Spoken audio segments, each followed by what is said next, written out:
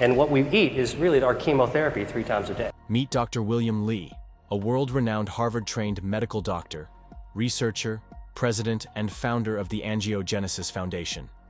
His work has led to more than 40 FDA-approved therapeutics and devices for cancer, cardiovascular disease, wound healing, and vision loss.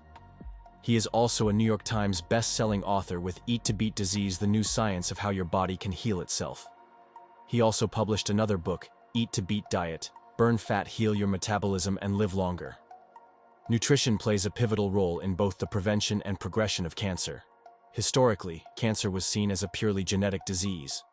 However, emerging research challenges this perspective, revealing cancer as a metabolic disease significantly influenced by lifestyle factors, particularly diet. Dr. Li's revolutionary approach to cancer prevention urges us to rethink what we eat, not just for overall health, but to create a metabolic environment that makes it harder for cancer to grow. In this video, we'll uncover the one food that fuels cancer growth and explore the mechanisms behind its impact. Additionally, we'll share actionable strategies from Dr. Li to help you prevent cancer through nutrition. Let's dive into the science behind cancer's metabolic roots and discover how to take control of your health. Cancer thrives in environments that support its growth, and one of the foods Dr. Li highlights as fueling cancer is processed meats, such as bacon, sausages, and deli meats. These are foods many people consume regularly, often unaware of the risks they carry. High salt foods like processed meats, not good for your health. The other thing is that processed meats often contain additives. These additives are preservatives, they could be artificial coloring, sometimes artificial flavoring, and there's fillers that are often found in these foods that you frankly don't want in your body. Now, one thing that you probably don't know about processed meats that you should know about is that, have you heard of meat glue? Meat glue, all right? What is meat glue? Well, meat glue was invented in the last century, and that's what allowed processed meat manufacturers to assemble bits and pieces of cheap remnant meats from the slaughterhouse or from other meat processing plants, and they'd be able to put them together into something that looks like a coherent whole. And then they grind the meat bits into a fine paste and use meat glue to be able to mold it together. Now, meat glue was made by the military. They're actually trying to create foods, rations for soldiers, but you got to glue things all together and make it look like whatever you want. So, for example, you know, in the deli, if you take a look at the deli counter, they have processed meats that are in perfectly round cylinders, right? I mean, these are like cylinders of meat that they actually put onto the slicer, and they slice these perfectly round, thin sheets like bologna, like salami, like turkey. Well, look, you know what a pork looks like, a pig looks like. You know what a turkey looks like. Does a turkey look anything like a cylinder? Nope. Here's the actual reveal. Those, like deli turkey, all right, that comes in a round sheet, that slices, that's actually the leftover bits of turkey, all right, whatever they can scrap together. They grind it up into a fine paste, and then they add meat glue to it, all right? And that with that meat glue, they can mold it into the shape of that cylinder, firms it up.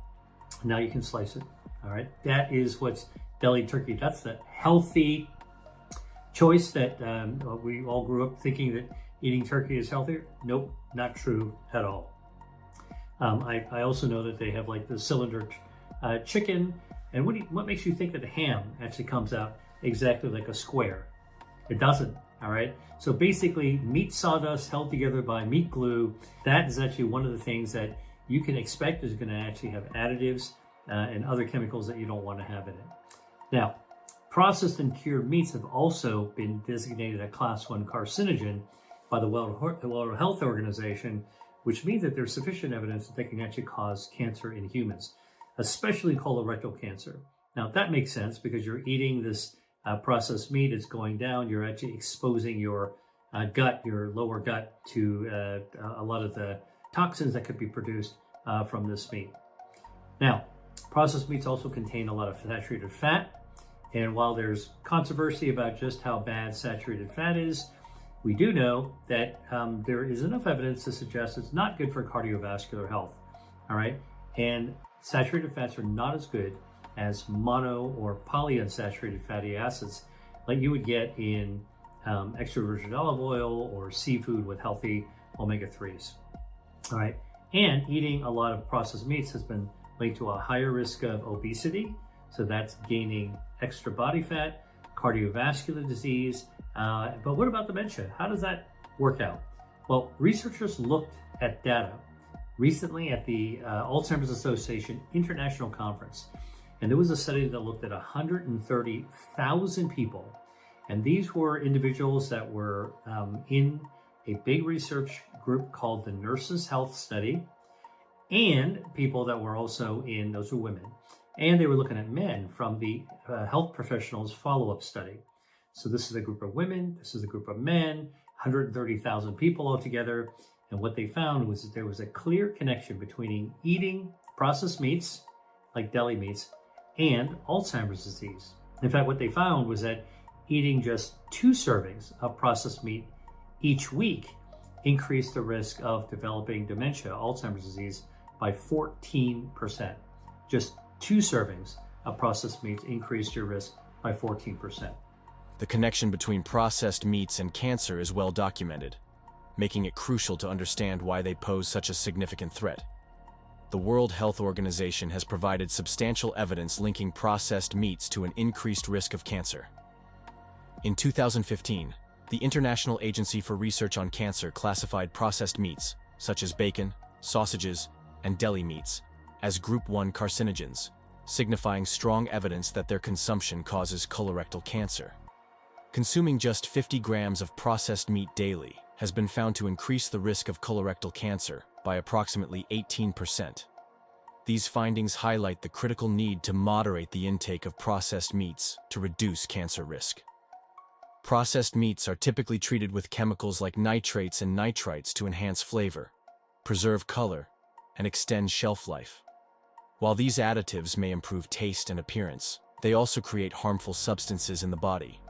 For instance, nitrates can convert into nitrosamines, which are recognized carcinogens capable of directly causing cancer. The danger doesn't stop there.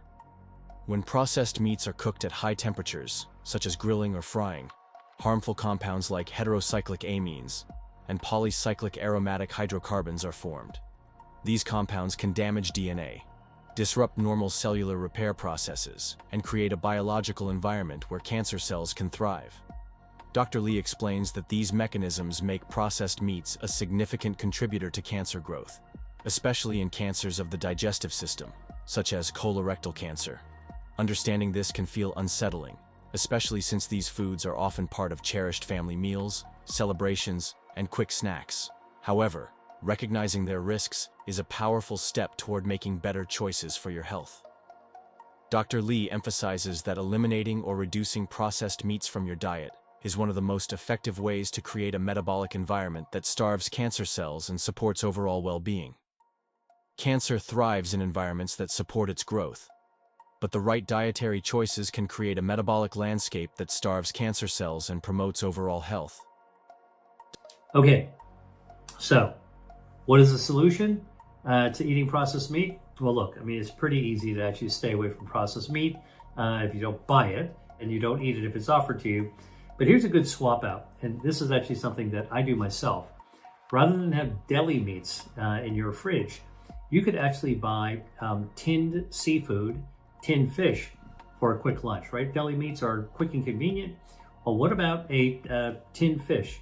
Now, tinned seafood, tinned fish, sardines, anchovies, mackerel, tuna, absolutely delicious. You can also get squid, you get octopus. These tinned fish or seafood are called conservas in Spain. It is considered a delicacy. And you can get protein from the seafood plus the healthy omega-3. So you're getting healthy fat, not saturated fat, and you're actually getting good protein, all right? None of the additives, all right? And basically, don't forget, omega-3s actually lower your buildup of body fat, so they improve your metabolism. Omega-3s also lower your risk of dementia and cardiovascular diseases, as well. So, you get a winning combination if you actually swap out your deli meats and swap in conservas or tinned fish. Dr. Lee emphasizes the importance of incorporating cruciferous vegetables, such as broccoli, cauliflower, kale, Brussels sprouts, and bok choy, into daily meals. Brassica is a type of vegetable. It's a group of vegetables and contains broccoli, cauliflower, bok choy. It's a green vegetable that you can saute, common in many different types of cultures. You find it in Mediterranean, you find it in Asia.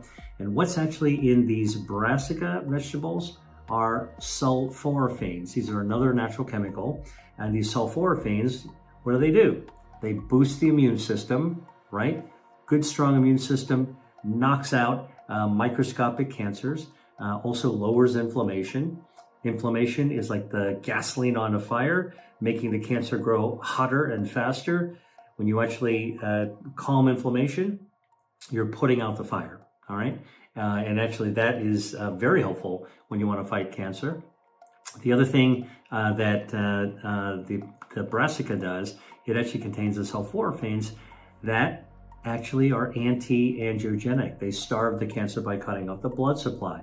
And this has also been shown with broccoli, for example. Now, here's something really interesting. This is a pro tip.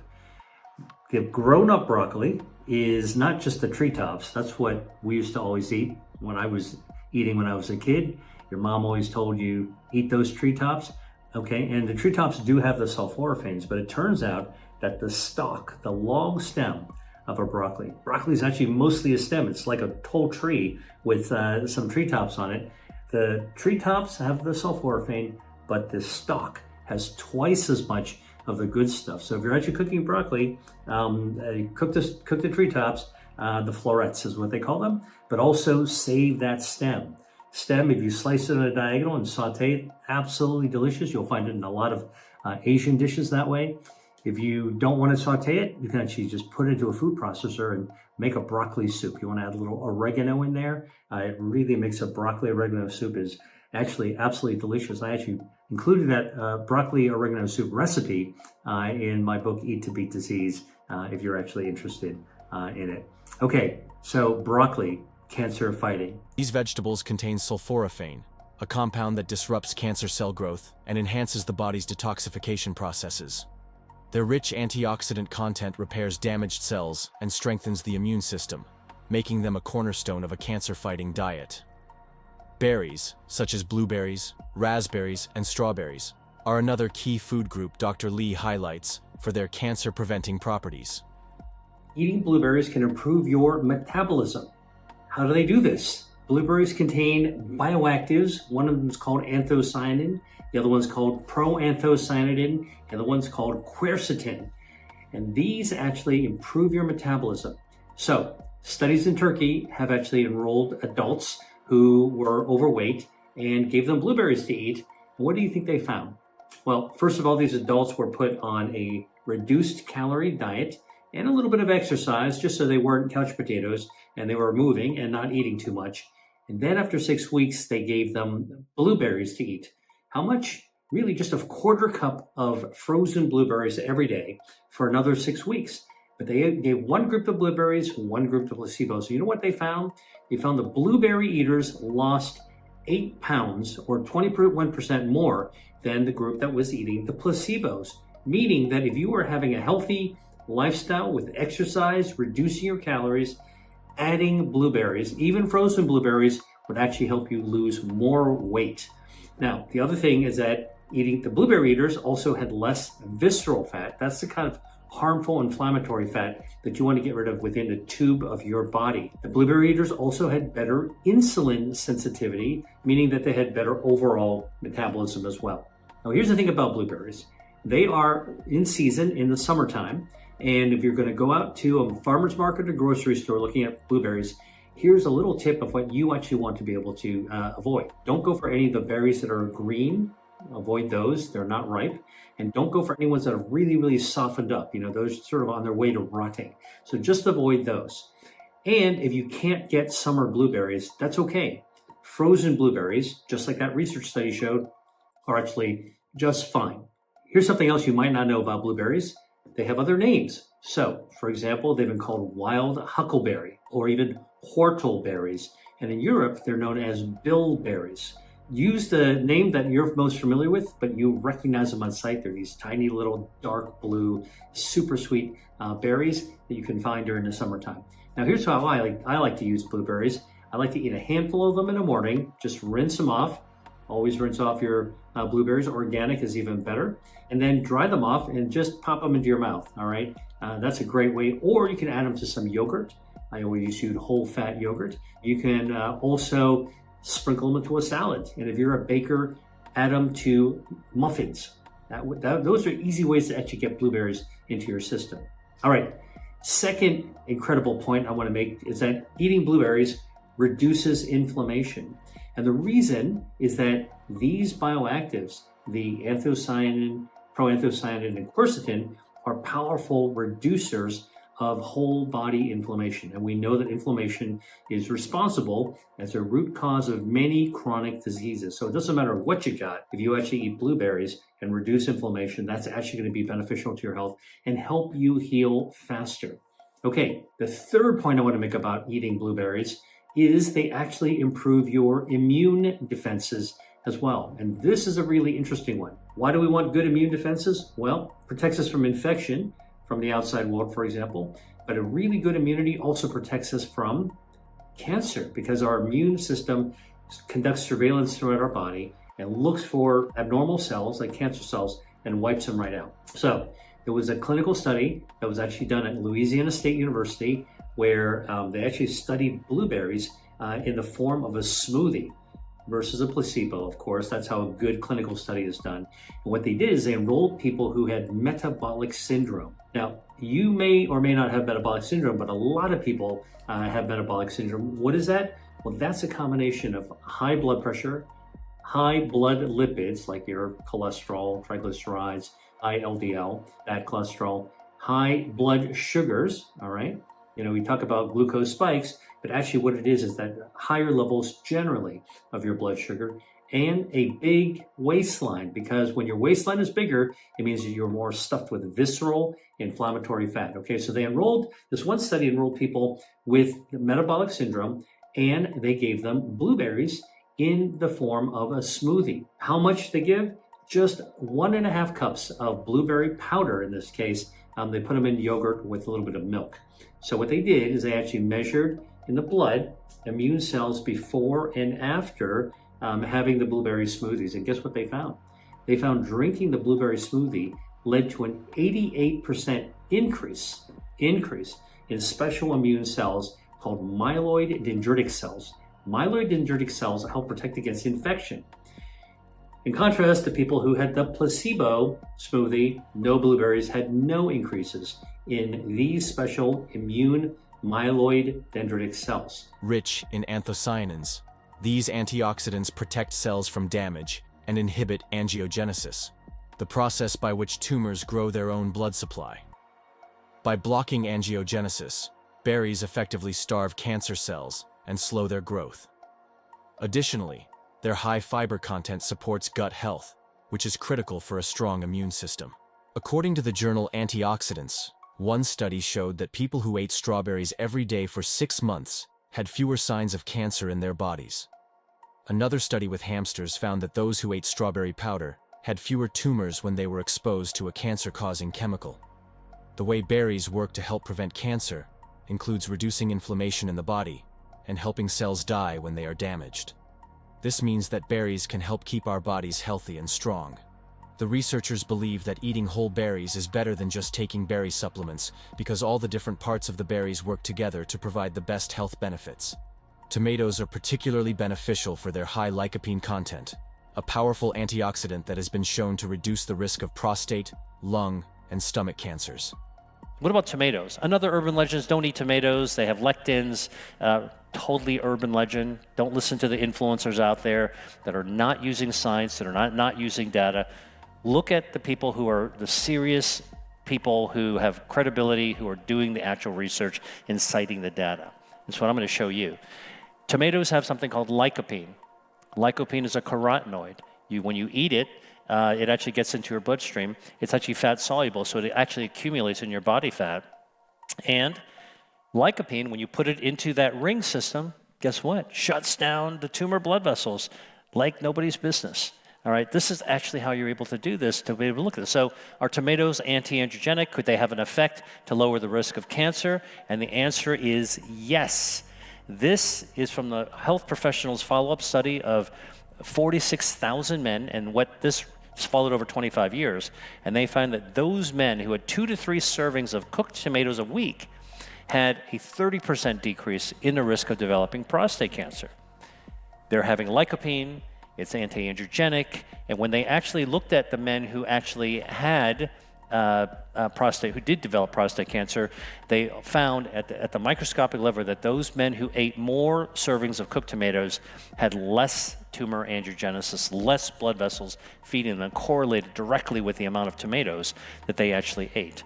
So again, I'm showing you real food as medicine research, the kind of data that is actually being accumulated. This is not the stuff you see on Instagram. This is the kind of stuff that gets published in medical journals. So I always ask, tell me the best tomato. I want the most potent tomato with the highest amount of lycopene. And for those of you who are interested in this, if you took a picture of this slide, San Marzano tomatoes from Italy, from volcanic soil. Oh, I can't get San Marzano tomatoes very easily in where I live. That's okay. Canned San Marzano tomatoes, which you can order on Amazon or you can order online, have the same amount of potent lycopene. Cherry tomatoes are these little lycopene bombs. They're small, but they're powerful, really potent, full of lycopene. Black tomatoes also have a lot of lycopene. We see these in the markets now. Tangerine tomatoes as well. And of course, tomato paste.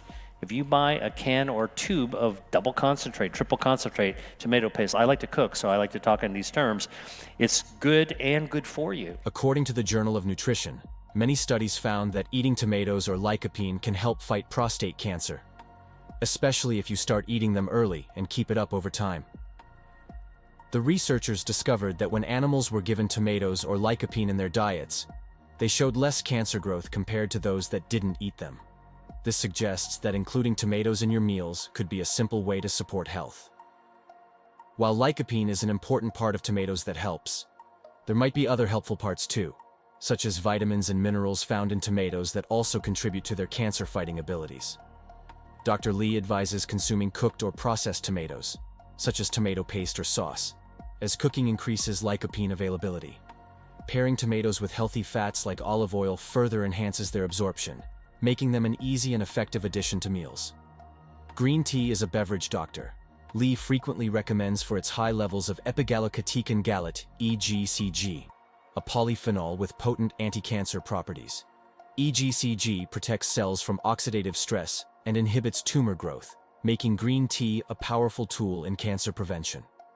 Now, green tea contains catechins that have been shown to lower the risk of colon cancer, stomach cancer, esophageal cancer, cancers of the gut, actually, because you're sipping the green tea and it's flowing down and touching your entire GI tract. Now, what's in green tea? Something called catechins, specifically EGCG, all right, Edward, George, Charlie, George. And this is actually something that I've studied. I'm a researcher. I have actually studied food as medicine in the lab, specifically green tea. And I can tell you that this is a natural chemical found in tea leaves that when you brew a cup of tea, the EGCG comes out into the liquid. So whether you actually have tea bags, you have loose tea leaves, or you have some powdered tea, which is another form of getting it. And whether it is green tea, whether it's matcha, you're all getting this catechin into your system. So what does EGCG do in the body? Well, something quite amazing. Drinking tea has been shown by cancer researchers to lower inflammation, which is, of course, one of the drivers for cancer. Green tea also boosts the immune system. Now, we all have cancers growing inside our body. It's a natural part of being alive. When our cells divide, they make mistakes, and each of those tiny little mistakes is a microscopic cancer.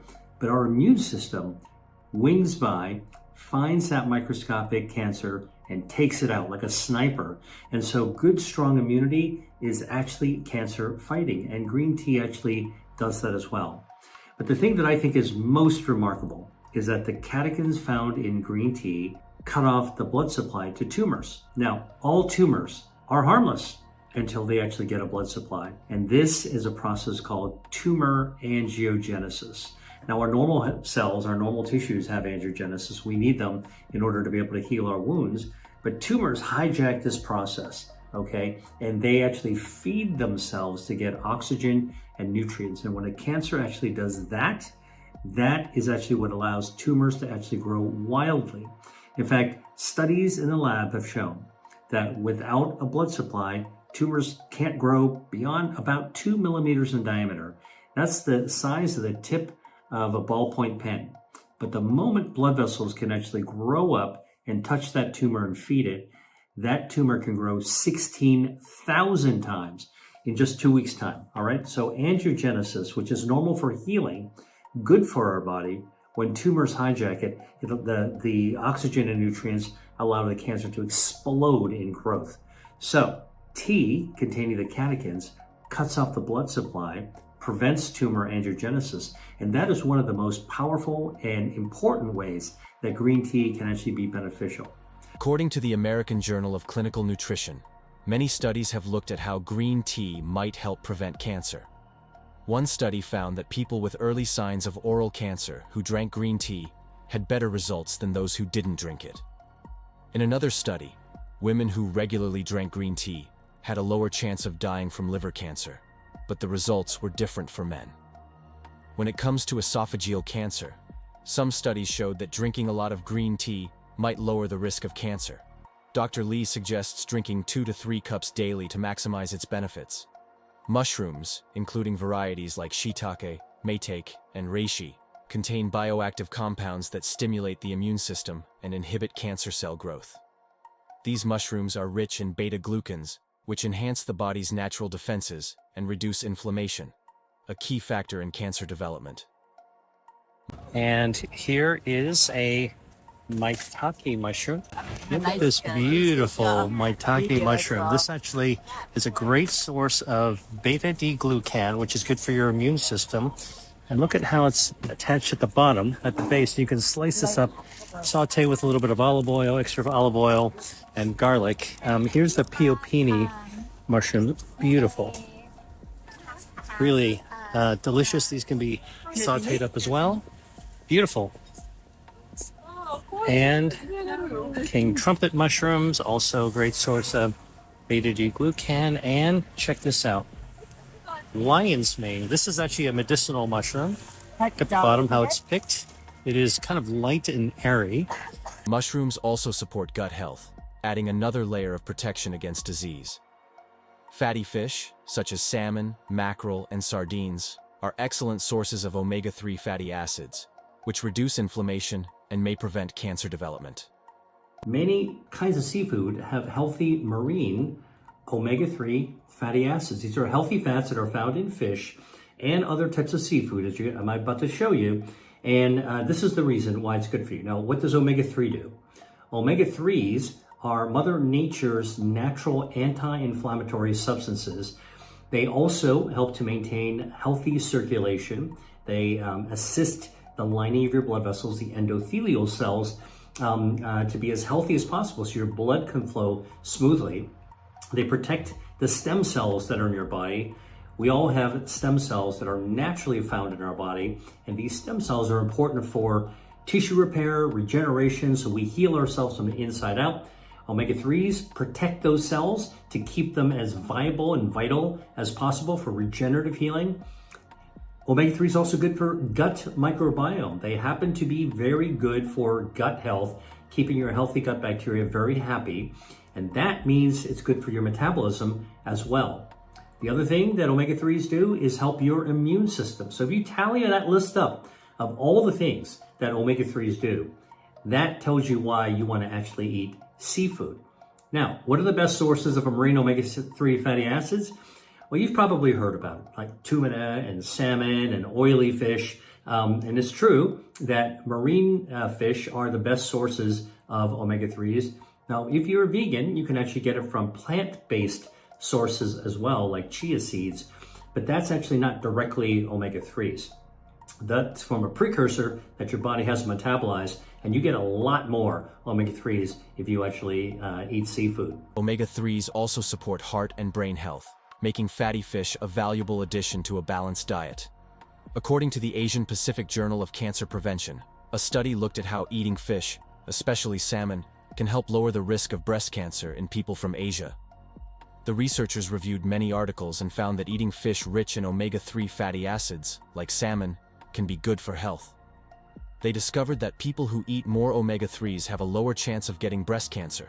This is important because it shows that what we eat can help protect us from getting sick. Dr. Lee recommends choosing wild-caught fish for higher omega-3 content and fewer contaminants. Whole grains like quinoa, oats, and brown rice provide essential fiber and nutrients that support digestion and regulate blood sugar levels. Walnuts are actually one of my favorite. It comes in a hard shell. You crack it open, and then the halves come apart, and you can just munch on them. There's a slightly bitter outside skin, and then this really, really nice, soft, meaty part inside. Walnuts can be eaten all kinds of different ways. They're one of my favorites. Now, nuts in general are a good source of healthy omega-3 fatty acids, and also a great source of dietary fiber. But walnuts have something else in them that's really special. They have a bioactive that can actually kill colon cancer stem cells. Let me explain what these are. Cancers are normal cells that have gone wild, berserk, mutant, and as these abnormal cells grow, they are replenished not only by dividing themselves, but they can actually be replenished by stem cells. Now, we can kill regular cancer cells with chemo, radiation, and immunotherapy, but these cancer stem cells are a real problem because they allow the cancer to come back. So when you actually hear of somebody who's actually had cancer, had it completely treated, and then years later, even after the 5-year window where people, sort of are hoping that they actually are going to be in remission after 5 years, sometimes the cancer comes back. And the reason it comes back are these little tiny cancer stem cells that can give rise to the cancer all over again, right? So it's a holy grail in the cancer treatment pharmaceutical world to look for drugs that can kill cancer stem cells. But Mother Nature beat everyone to the game, and walnuts contain this bioactive that can kill colon cancer stem cells. Fiber feeds beneficial gut bacteria, which play a crucial role in preventing cancer-causing compounds from entering the bloodstream. A healthy gut microbiome is critical for reducing overall cancer risk, making whole grains an important dietary component. Nuts and seeds, including almonds, walnuts, flax seeds, and chia seeds, offer healthy fats, fiber, and antioxidants that support overall health. Flax seeds are particularly rich in lignans, compounds that inhibit the growth of hormone-related cancers such as breast and prostate cancer. According to Frontiers in Nutrition, flaxseed might help prevent breast cancer. Researchers studied how flaxseed affects cancer by looking at mice with tumors. They found that when the mice ate flaxseed, their tumors grew less, and some even shrank. This is because flaxseed has special ingredients called lignans and omega-3 fatty acids that can help fight cancer. In another study, mice that ate a diet with 10% flaxseed had their tumor growth reduced by 45%. Dr. Lee recommends adding a handful of nuts or a tablespoon of seeds to meals or snacks to harness their cancer-fighting potential. Dark chocolate with at least 70% cocoa is another surprising food Dr. Lee highlights for its health benefits. Cocoa is rich in flavonols, which have antioxidant and anti-inflammatory properties that protect cells from damage and improve blood flow. Chocolate is a confection, it's candy. Chocolate is actually made with cacao. Cacao is a plant-based food which contains polyphenols. The more cacao you have in the chocolate, the darker the chocolate, right? It's 70% cacao, 80% cacao, even 100% cacao. That's when you actually have a lot of the polyphenols from the cacao plant-based. One of the things that we look for for healthy chocolate is the percent higher levels of cacao. The more, the better. I always say 80% or higher is exactly what you want. Okay, now what does dark chocolate do for you? It does a lot of things. One of the most important things the polyphenols do is it recruits your stem cells. All right, that's right. We all have stem cells in our body. They were left over when we were growing in our mom's belly in the womb, and they formed our organs. All right. So when we were actually born, there were extra stem cells left over, about 70 million. All right, and they all got packed away, stored away in our bone marrow. So our bone marrow is the little the spongy stuff in the middle of our bone. If you ever took a chicken bone and broke it in half, you would actually see that brown stuff in the middle. That's bone marrow. That's packed with stem cells. So eating chocolate, the chocolate bioactives called proanthocyanidins actually calls out those stem cells into our bloodstream. It signals to them so they come flying out of our bone marrow like bees coming out of a hive, and they circulate around our blood. And you know what they do? They look for areas that need to be fixed, like potholes in the road. They're looking for where they need to patch. And not just in your blood vessels, although that's a very important place for dark chocolate to have its activity. The proanthocyanidins, stem cells, actually fix your blood vessels, but also other organs as well, right? The stem cells are going everywhere: your brain, your heart, your liver, your lungs, everywhere.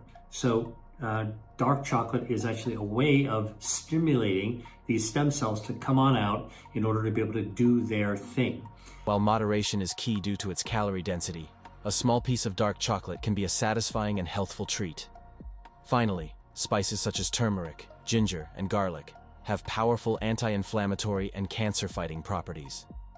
Turmeric, with its active compound curcumin, has been extensively studied for its ability to slow cancer cell growth. Turmeric actually comes from Southeast Asia. It is a tiny little root, kind of a nub, kind of cigar shape, but tiny, smaller. And it's got a little skin on it, and you peel off the skin, or if you break it in half, you'll see that it's bright orange on the inside. Now, this is an edible root that can be used for cooking and stewing. You often see this in Southeast Asian cuisine. You can also find it in Indian cuisine as well. Turmeric's actually been used for traditional healing, Ayurvedic healing, traditional medicines for thousands of years. I like to think about it as a colorful spice that you can actually use for cooking as well. And what's in turmeric is something called curcumin. Now, curcumin is a bioactive that does a lot of really powerful things. Curcumin lowers inflammation in your body. It's sort of the OG, one of the original anti-inflammatory substances. All right, that's what curcumin does, anti-inflammatory. Curcumin also can cut off the blood supply, feeding cancer. So it's anti-angiogenic. This is something that I did work on years ago and to help discover that activity. Curcumin also is antioxidant, so it actually protects your DNA. Look, we all have DNA in our body. It's our genetic instructions. They make proteins.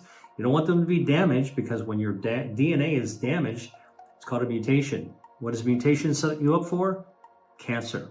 So protecting your DNA with an antioxidant property of curcumin found in turmeric is actually another benefit. According to a review in Interventional Medicine and Applied Sciences, curcumin, which is found in turmeric, can help prevent cancer.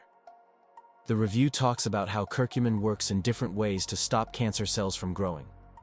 First, it can make cancer cells stop dividing, which is important because cancer cells grow too fast. Second, curcumin can help cancer cells die when they should, a process called apoptosis. It does this by changing some tiny molecules in our body that tell cells what to do.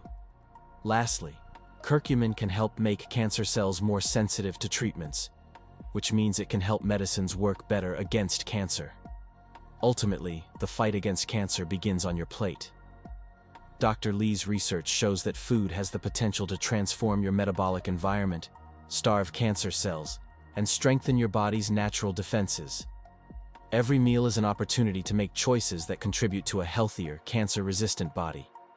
By incorporating these nutrient-rich foods into your daily routine, you can take a proactive step toward better health and long-term wellness.